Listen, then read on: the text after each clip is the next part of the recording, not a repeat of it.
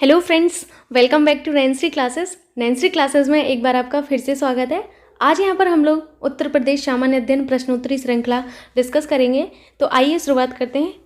Video को शुरू करने से पहले आप सभी से एक रिक्वेस्ट है कि वीडियो को लाइक करना और शेयर करना ना भूलिएगा, और साथ ही साथ चैनल को सब्सक्राइब कीजिए ताकि आपका कोई सा भी वीडियो मिस ना हो। आज का पहला क्वेश्चन है, निम्नलिखित में से कौन सा खनिज उत्तर प्रदेश में नहीं पाया जाता है। ऑप्शन है आपके चूना पत्थर, अभ्रक, जिप्सम या बॉक्साइट। बताना है आपको कि ऐसा कौन सा खनिज है जो आपके उत्तर प्रदेश में नहीं पाया जाता है। पहले तो आपको नहीं वाला ढूंढना है, इसको हाईलाइट कीजिए। ठीक है, तो आपके यूपी में अभ्रक नहीं पाया जाता है। ठीक है, चूना पत्थर आपके यूपी में पाया जाता है, जिप्सम पाया जाता है, बॉक्साइट पाया जाता है।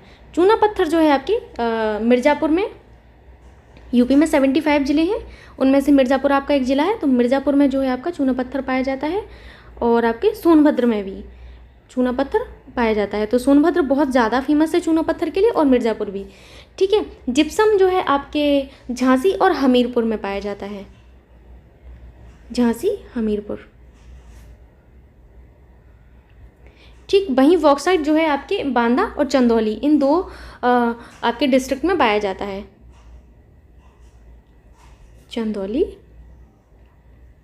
चंदौली से कुछ याद आया आप लोगों को? पढ़ाया था ना आप लोगों को, चंद्रप्रभा वन्यजीव अभ्यारण्य आपकी चंदौली में है। ठीक है, तो यहाँ पर आपने देखा कि चूना पत्थर मिर्ज़ापुर और सोनभद्र में पाया जाता है, और आपकी जिप्सम झांसी हमीरपुर, वहीं बॉक्साइट जो है बांदा और चंदौली में आपका देखने को मिलता है। चलते हैं नेक्स्ट क्वेश्चन की ओर। क्वेश्चन इंपॉर्टेंट है, यूरेनियम कहाँ पर पाया जाता है या कहाँ पर मिलता है? झांसी में, मिर्ज़ापुर में, ललितपुर में, हमीरपुर में। तो यूरेनियम जो है मेरी डिस्ट्रिक्ट में पाया जाता है, यानी कि ललितपुर में पाया जाता है। ठीक है, ऑप्शन थर्ड एकदम करेक्ट होगा। ललितपुर में आपको प्लेटिनम भी देखने को मिलेगा, प्लेटिनम के साथ साथ आपको तांबा, ये जो है आपके ललितपुर में पाया जाता है। तांबा और प्लेटिनम, ये वाला कट कर दीजिएगा, तांबा। ठीक है, तांबा जो है आपके जो ललितपुर है उसमें एक सोनाराई क्षेत्र है। कौन सा? सोनाराई क्षेत्र। उस क्षेत्र में आपका जो है तांबा पाया जाता है। तो ललितपुर की 3 चीज़ें आपको याद रखनी है। कौन कौन सी? पहला तो है आपका प्लेटिनम और तांबा और यूरेनियम। यूरेनियम बहुत ज़्यादा मात्रा में पाया जाता है, यूरेनियम के लिए आपका ललितपुर फेमस है। ऑप्शन थर्ड करेक्ट होगा। चलते हैं नेक्स्ट क्वेश्चन की ओर। क्वेश्चन है आपसे कि उत्तर प्रदेश में पाए जाने वाले प्रमुख खनिज हैं रॉक फॉस्फेट एवं डोलोमाइट, लाइमस्टोन एवं डोलोमाइट, तांबा एवं ग्रेफाइट, इनमें से कोई नहीं। तो यूपी में पाए जाने वाला प्रमुख जो खनिज है वो है आपका रॉक फॉस्फेट एवं dolomite. Very very important, UP में आपका जो मेन खनिज है वो रॉक फॉस्फेट और डोलोमाइट है। ठीक है, चलते हैं नेक्स्ट क्वेश्चन की ओर। क्वेश्चन है आपका, उत्तर प्रदेश यानी कि आपके प्रदेश का सबसे बड़ा वन्यजीव विहार है चंद्रप्रभा वन्यजीव विहार, किशनपुर वन्यजीव विहार, हस्तिनापुर वन्यजीव विहार, या फिर आपका रानीपुर वन्यजीव विहार। कई बार मैं ये सारे आपको बता चुकी हूँ कि कौन सा कहाँ पर है, और ये भी बता चुकी हूँ कि सबसे बड़ा वन्यजीव विहार कौन सा है। तो यहाँ पर फिर से आपको बता देती हूँ, यूपी का जो सबसे बड़ा वन्यजीव विहार है वो आपका हस्तिनापुर वन्यजीव विहार है। कौन सा है? हस्तिनापुर वन्यजीव विहार है। कहाँ पर है? मेरठ में है। ठीक, हस्तिनापुर वन्यजीव विहार आपका मेरठ में है। ठीक है, तो ये जो आपका चंद्रप्रभा वन्यजीव विहार है ये कहाँ पर है? ये आपकी चंदौली डिस्ट्रिक्ट में देखने को मिलता है, चंदौली में। कई बार आपके यूपी के एग्जाम में ये पूछ लिया जाता है कि किस जिले में आपका कौन सा वन्यजीव विहार है, तो याद रखना है। किशनपुर पक्षी विहार आपके किस जिले में है? तो लखीमपुर खीरी में है। ठीक है, जो कि आपका यूपी का सबसे बड़ा जिला है एरिया के हिसाब से। लखीमपुर खीरी में किशनपुर वन्यजीव विहार है। वहीं हस्तिनापुर में आपको बता चुकी हूँ, मेरठ में। ठीक है, मेरठ को क्या क्रांति नगरी और कैंची नगरी कहा जाता है ना। साथ ही साथ रानीपुर वन्यजीव विहार आपका चित्रकूट डिस्ट्रिक्ट में देखने को मिलता है, ये आपका चित्रकूट में है। ठीक है, तो चंद्रप्रभा चंदौली में, किशनपुर वन्यजीव विहार लखीमपुर खीरी में, हस्तिनापुर मेरठ में, और रानीपुर वन्यजीव विहार चित्रकूट डिस्ट्रिक्ट में देखने को मिलता है। चलते हैं नेक्स्ट क्वेश्चन की ओर। क्वेश्चन है आपका, बखीरा पक्षी विहार उत्तर प्रदेश में कहाँ पर स्थित है? रायबरेली में, गोंडा में, बलिया में, या संत कबीर नगर में। बताना है आपका जो बखीरा पक्षी विहार है कहाँ पर स्थित है। क्वेश्चन इंपॉर्टेंट है। बखीरा पक्षी विहार आपका 1-2 बार एग्जाम में आया है, जैसे लोअर पीसीएस वगैरह में, पीसीएस में आपका आया है बखीरा पक्षी विहार के बारे में। आपका जो बखीरा पक्षी विहार है वो इम्पॉर्टेंट है, तो याद रखना है इसको। ठीक, जो बखीरा पक्षी विहार है वो आपके संत कबीर नगर में है। कहाँ पर है? संत कबीर नगर में। ऑप्शन फोर्थ एकदम करेक्ट होगा। चलते हैं नेक्स्ट क्वेश्चन की ओर। क्वेश्चन है आपका, किस वृक्ष को पर्यावरणीय संकट कहा जाता है? बबूल, नीम, अमरतास या फिर यूकेलिप्टस। बताना है किस वृक्ष को पर्यावरणीय संकट कहा जाता है। तो आपके यूकेलिप्टस को पर्यावरणीय संकट कहा जाता है। क्यों कहा जाता है? क्योंकि ये जो वृक्ष है जहाँ पर भी उगता है इस तरीके का बहुत लंबा वृक्ष होता है ये, ठीक है। इसकी पत्तियाँ थोड़ी सी तिकोनी इस तरीके से होती हैं, इस तरीके से कुछ होती है, पतली पतली सी, ठीक। तो ये जो आपका वृक्ष है जहाँ पर भी उगता है उस एरिया का पूरा पानी सोख लेता है, तो उस एरिया में पानी की कमी हो जाती है।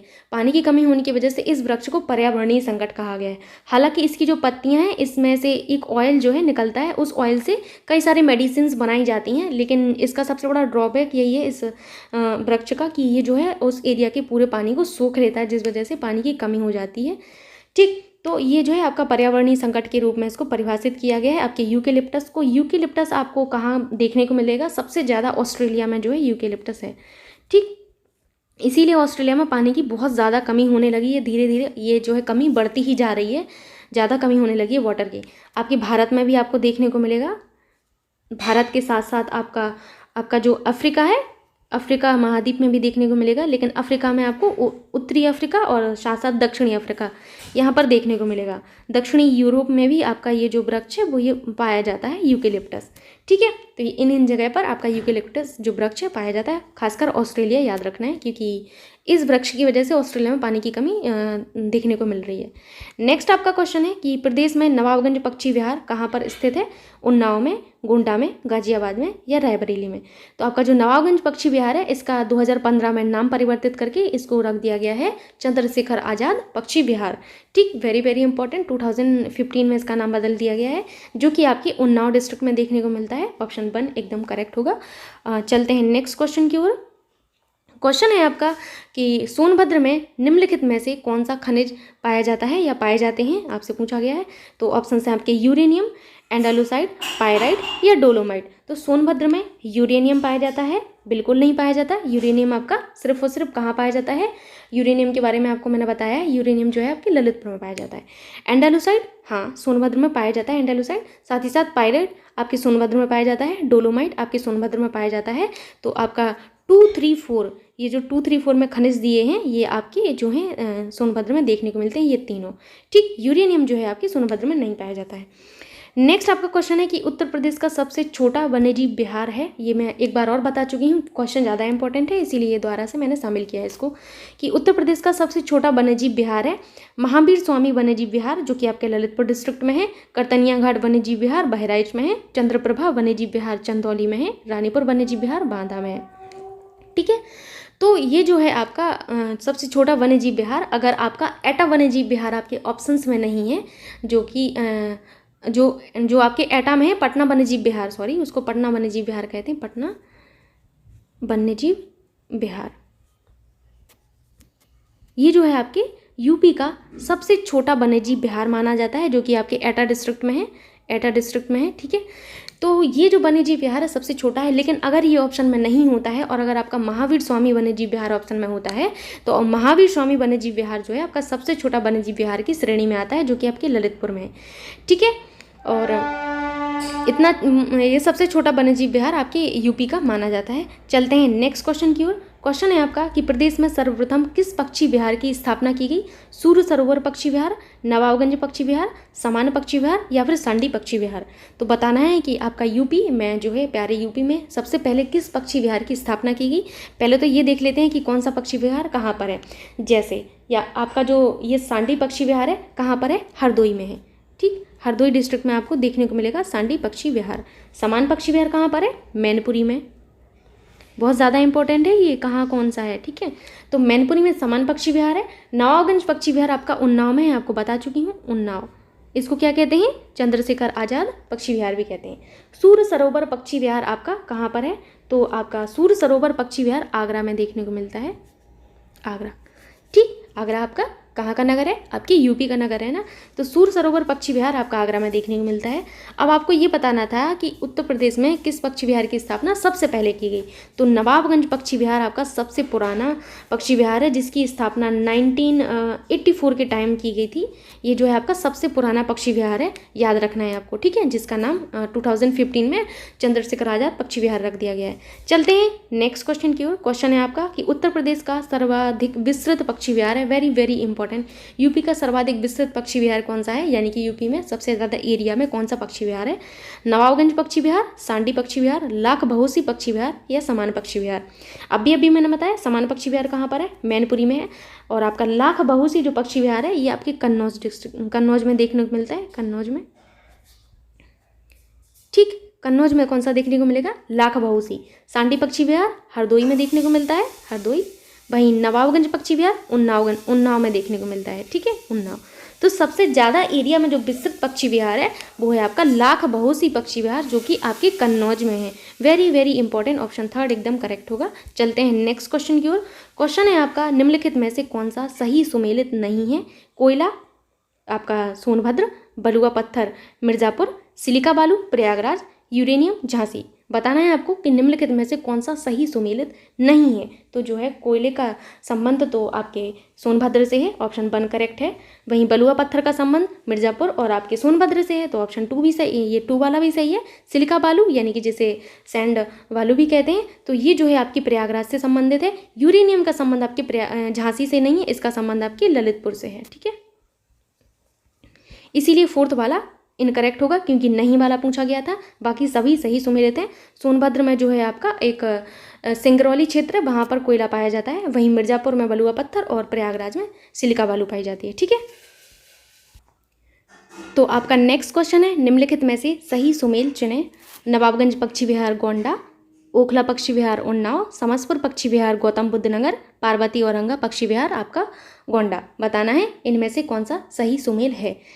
आपको ये पक्षी विहार का नाम दिया गया है और बगल में दिया गया है कि कौन सा पक्षी विहार कहाँ पर है। जैसे आपका नवाबगंज पक्षी विहार मैं आपको बता चुकी हूँ कहाँ पर है, उन्नाव डिस्ट्रिक्ट में देखने को मिलता है।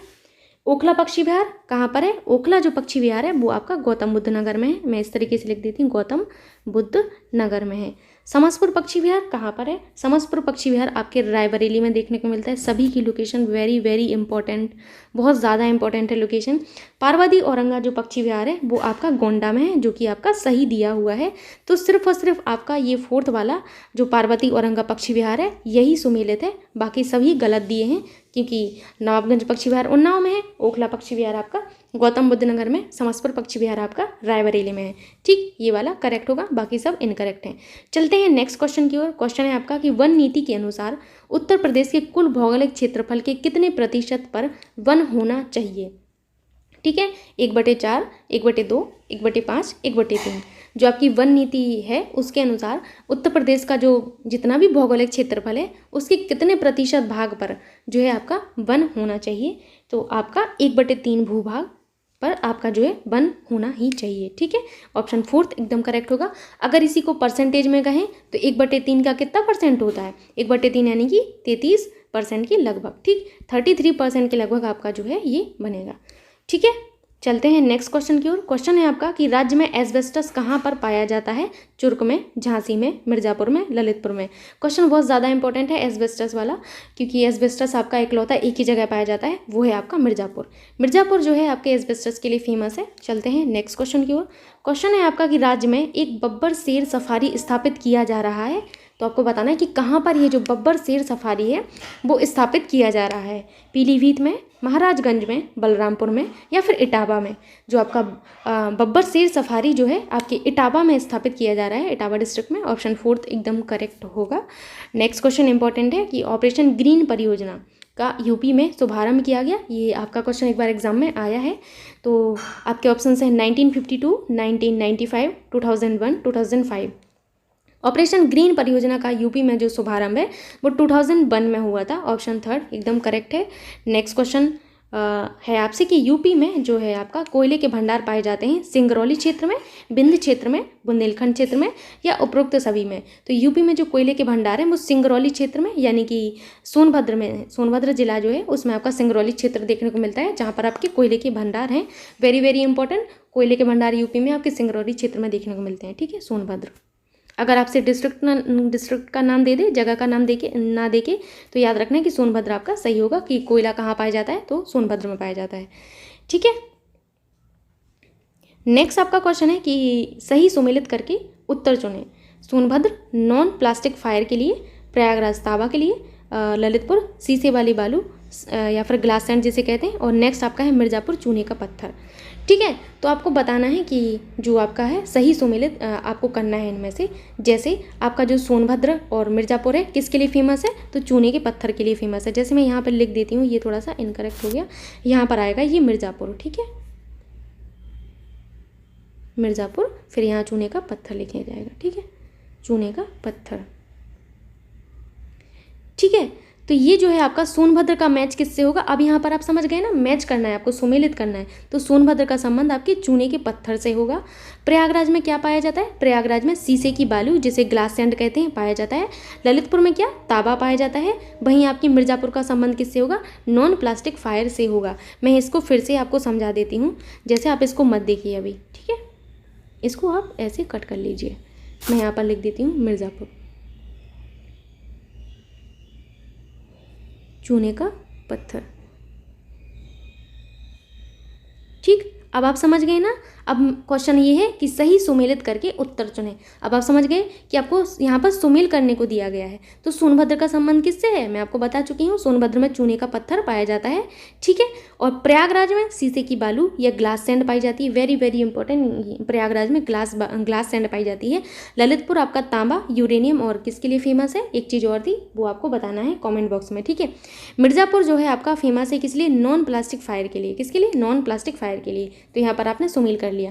ठीक है, नेक्स्ट क्वेश्चन पर चलते हैं। क्वेश्चन है आपका, सुरहा ताल पक्षी विहार अवस्थित है हरदोई में, बलिया में, प्रतापगढ़ में, आजमगढ़ में। बताना है जो आपका सुरहा ताल पक्षी विहार है वो कहाँ पर स्थित है। सुरहा ताल पक्षी विहार आपके बलिया में देखने को मिलता है। कहाँ पर, बलिया में देखने को मिलता है। ठीक है, बलिया जो है यूपी का सबसे पूर्वी जिला है। ये जो है आपका सबसे पूर्वी जिला है आपके प्यारे यूपी का। ठीक, चलते हैं नेक्स्ट क्वेश्चन की ओर। क्वेश्चन है आपका, सुमेल कर सही कूट चुने।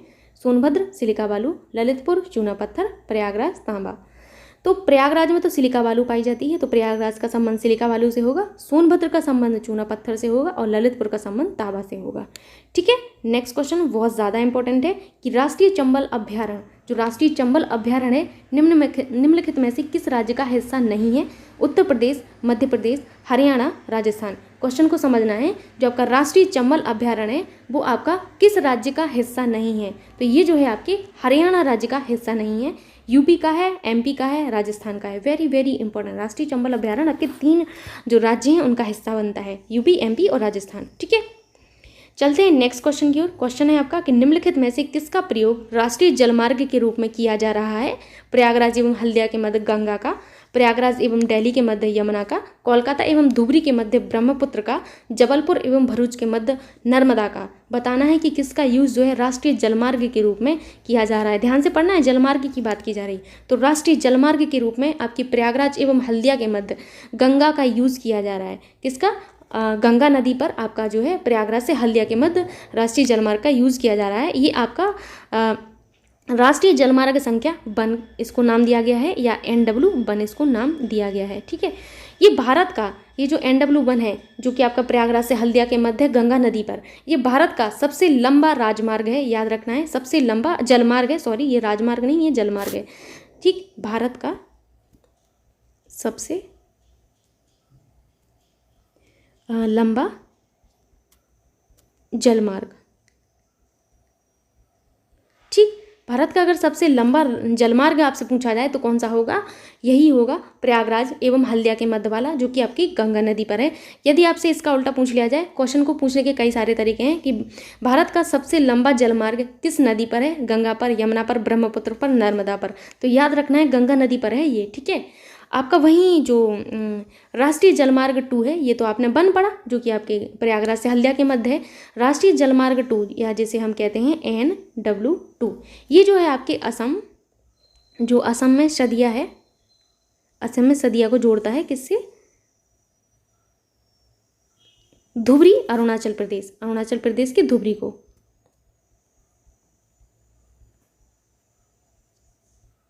धुबरी, ठीक है, याद रखना है। NW2 के बारे में, ये आपका राष्ट्रीय जलमार्ग दूसरा है। पहला अगर आपसे ना पूछा जाए, कभी कभी दूसरा पूछ लिया जाता है, तो याद रखना है जो आपके असम की सदिया को अरुणाचल प्रदेश के धुबरी से जोड़ता है। ठीक है, चलते हैं नेक्स्ट क्वेश्चन की ओर। क्वेश्चन है आपका कि हाल ही में किसे अंतर्राष्ट्रीय हवाई अड्डे का दर्जा दिया गया है। हालांकि हाल ही का नहीं है, ये आपका 2020 में ऐसा हुआ था, 2020 में देखने को मिला था। अंतर्राष्ट्रीय हवाई अड्डे का दर्जा दिया गया है। यूपी का आपका एक हवाई अड्डा है जिसे अंतर्राष्ट्रीय हवाई अड्डे का दर्जा दिया गया है। काफ़ी इंपॉर्टेंट क्वेश्चन है। ऑप्शन हैं आपके कुशीनगर हवाई अड्डा, प्रयागराज हवाई अड्डा, आगरा हवाई अड्डा, गोरखपुर हवाई अड्डा। तो आपके कुशीनगर हवाई अड्डे को अंतर्राष्ट्रीय हवाई अड्डे का दर्जा दिया गया है, आपके 2020 में दिया गया था। कब? 2020 में।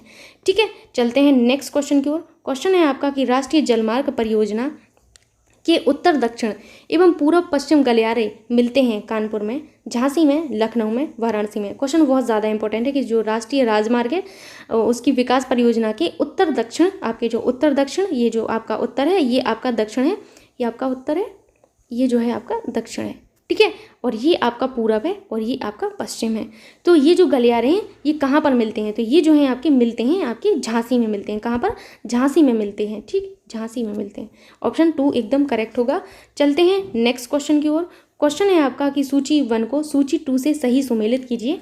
प्रयागराज, अमौसी, ये आपके हवाई अड्डों के नाम दिए हैं। अमौसी, कानपुर, बाबतपुर, लखनऊ, बमरौली, वाराणसी, चकेरी। तो आपको बता दें कि प्रयागराज में तो बमरौली हवाई अड्डा देखने को मिलता है, कानपुर में चकेरी हवाई अड्डा देखने को मिलता है, लखनऊ में अमौसी हवाई अड्डा देखने को मिलता है, अमौसी इंपॉर्टेंट है, वाराणसी में बाबतपुर हवाई अड्डा देखने को मिलता है, जिसे लाल बहादुर शास्त्री हवाई अड्डा भी कहते हैं, इसे ही बाबतपुर भी कहते हैं। ठीक है, तो याद रखना है आपको, ये हवाई अड्डे इंपॉर्टेंट है, कई बार एग्जाम्स में रिपीट होते हैं ये सारे। चलते हैं नेक्स्ट क्वेश्चन की ओर। क्वेश्चन है आपका गंगा नदी के निम्नलिखित में से किस भाग को राष्ट्रीय जलमार्ग घोषित किया गया? प्रयागराज से हल्दिया, हरिद्वार से कानपुर, कानपुर से प्रयागराज तक, नरोरा से पटना तक। तो प्रयागराज से हल्दिया तक के मार्ग को राष्ट्रीय जलमार्ग संख्या 1 जो है घोषित किया गया था। ठीक है, ये जो है आपका भारत का सबसे लंबा जलमार्ग था। ठीक है, चलते हैं नेक्स्ट क्वेश्चन की ओर, जो कि बहुत ज़्यादा इंपॉर्टेंट है कि यूपी का सबसे लंबा राजमार्ग है। वेरी वेरी इंपॉर्टेंट, यूपी का सबसे लंबा राजमार्ग है, यानी कि यूपी में सबसे लंबा राजमार्ग कहाँ, यूपी का जो है सबसे लंबा राजमार्ग कौन सा है ये बताना है। NH2, NH11, NH3 या NH7। तो यूपी का सबसे लंबा जो राजमार्ग है आपका वो NH2 है, यानी कि national highway number 2। National highway आपकी केंद्र सरकार के अंतर्गत आते हैं, तो इनका रख रखाव होता है वो केंद्र सरकार के अंतर्गत होता है। ठीक, जो आपके नेशनल हाईवे 2 है ये आपके दिल्ली को कोलकाता से जोड़ता है। ठीक, ये जो है यूपी का सबसे लंबा राजमार्ग है। चलते हैं नेक्स्ट क्वेश्चन की ओर। क्वेश्चन है आपका उत्तर प्रदेश का निम्नलिखित में से कौन सा नगर राष्ट्रीय राजमार्ग 2 द्वारा नहीं जोड़ा जाता? ऑप्शन हैं आपके वाराणसी, आगरा, प्रयागराज, लखनऊ। चूँकि आपको पता है कि राष्ट्रीय राजमार्ग संख्या नंबर 2 ये आपके यूपी का सबसे लंबा राजमार्ग है, तो ये पता होना चाहिए कि ये जो राजमार्ग है किन किन शहरों को जोड़ता है। तो यहाँ पर आपसे पूछा गया है कि आपका जो ये राष्ट्रीय राजमार्ग संख्या 2 है वो किन किन शहरों को नहीं जोड़ता है। तो ये जो है वाराणसी को जोड़ता है, आगरा को जोड़ता है, प्रयागराज को जोड़ता है, लेकिन लखनऊ को जो है नहीं जोड़ता है। इसीलिए आपका ऑप्शन 4 एकदम करेक्ट होगा। ठीक है, आई होप यहाँ तक आपको सारे क्वेश्चन समझ में आए होंगे। यदि किसी भी क्वेश्चन में कोई भी डाउट रहता है या कुछ समझ में नहीं आता है तो प्लीज़ कमेंट बॉक्स में आप लोग पूछ लिया करिए। और आप सभी से रिक्वेस्ट है कि वीडियो को शेयर कर दिया करिए अपने दोस्तों के साथ, और वीडियो को लाइक कर दिया करिए, और चैनल को सब्सक्राइब कर लीजिए अब आप, और बेल आइकन को भी दबा लीजिए ताकि आपकी कोई सी भी वीडियो मिस ना हो। और बने रहिए 9th क्लासेस में। Thank you so much.